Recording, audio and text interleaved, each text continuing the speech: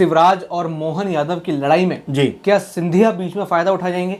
या फिर यहाँ पर जीतू पटवारी कुछ ऐसा खेल रच रहे हैं कि भाजपा पूरी तरीके से टूट भी जाए, सिंधिया भी उनके पास आ जाएं और शिवराज भाजपा से बिछड़ जाएं, जिसकी वजह से भाजपा मध्य प्रदेश में तो कहीं ना कहीं जो है उसका ठहराव जो था 18 सालों का वो खत्म हो जाए। जाहिर सी बात है, आपने सिंधिया का जिक्र किया और देखिए सिंधिया का जब आने का रीज़न ही ये कम से कम नजर आता था कि भाई वो मुख्यमंत्री बनने के लिए यहाँ पे आए, लेकिन शिवराज सिंह चौहान की ताकत देखिए, इतनी ज़्यादा ताकत की उन्होंने कभी सिंधिया के मुंह से एक शब्द भी नहीं बोलने दिया कि भाई मैं सीएम बनने आया हूँ। चुपचाप से वो शामिल होते हैं, उनको जो है केंद्र में भूमिका मिलती है और उसके बाद कोई मैटर सामने नहीं आता। अभी भी आप देखेंगे कि चुनाव जब परिणाम आने वाले थे उससे पहले भी पूछा गया कि भाई आप क्या सीएम पद की रेस में हैं, उन्होंने कहा नहीं मैं सीएम पद की रेस में नहीं हूं। तो इस तरह से उनको मैनेज किया गया। लेकिन अब जबकि शिवराज सिंह चौहान अलग हट गए हैं, मोहन यादव नए नवेले कह सकते हैं मुख्यमंत्री हैं, और अगर मध्य प्रदेश को आप देखेंगे तो अब फिलहाल जो सबसे बड़ी ताकत इसमें बीजेपी के नेताओं में किसी की है तो सिंधिया में नजर आती है। आप देखेंगे तो हो सकता है सिंधिया चूंकि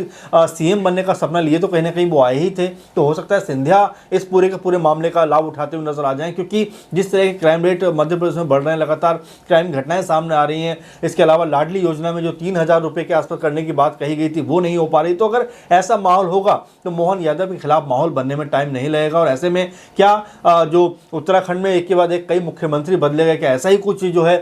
मध्य प्रदेश में भी देखने को मिलेगा कि मोहन यादव को चुना तो अच्छे के लिए गया था, लेकिन कहीं ना कहीं बीजेपी की वही फांस बनती हुई नजर आए, उन्हीं को निकालकर कहीं ना कहीं सिंधिया को वहां का मुख्यमंत्री बनाया जाए, क्योंकि सिंधिया को लेकर अभी भी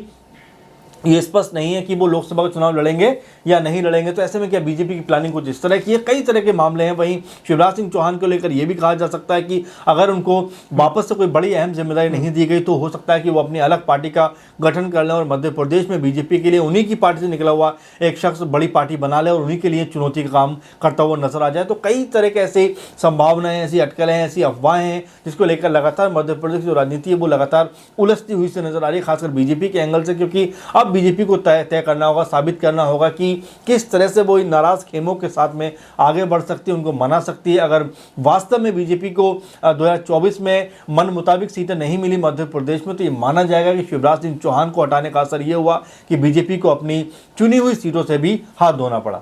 बिल्कुल, लगातार कयास यही लगाए जा रहे हैं कि शिवराज सिंह चौहान को हटाना भारतीय जनता पार्टी के लिए बड़ी मुश्किल का सबब बन सकता है। लेकिन यहाँ पर शिवराज भी लगातार ये मौका ढूंढ रहे हैं कि आखिर अपनी खोई इज्जत कैसे पाई जाए, क्योंकि यहाँ पर लाडली बहनें कह चुकी हैं कि हमने वोट आपको देख कर दिया था, सीएम कोई और बन गया, गद्दी पर कोई और बैठ गया। तो कहीं ना कहीं चोट तो यहाँ पर शिवराज सिंह चौहान को लगी होगी, जिस प्रदेश को 18 साल संभाला, जहाँ पर पार्टी का प्रभुत्व बनाया, जहाँ पर पार्टी के पांव जमाए और उसी पार्टी ने उनके पांव 18 साल बाद उखाड़ फेंके। बाकी और भी ऐसी खबरें जानने के लिए देखते रहिए SPN9 न्यूज़। धन्यवाद।